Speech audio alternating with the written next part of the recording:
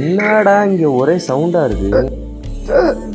டேய் டேய் என்னடாச்சு உனக்கு? டேய் என்னடா மச்சாச்சு உனக்கு? டேய் எந்திரா. டேய் மச்சான் நான் பாய்சன் குடிச்சிட்டேன்டா.